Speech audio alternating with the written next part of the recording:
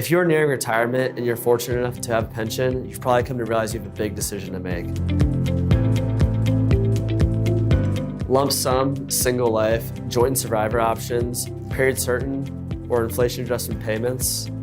Oftentimes this can be an overwhelming process without professional advice.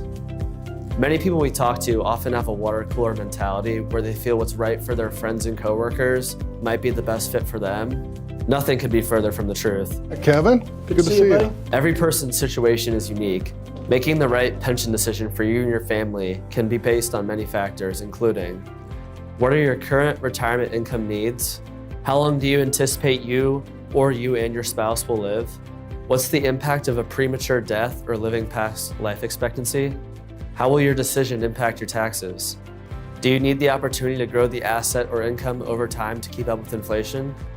Do you need flexibility to access additional cash? Is your pension covered by the PBGC or based upon the claims paying ability of an insurance company? Do you know the limitations?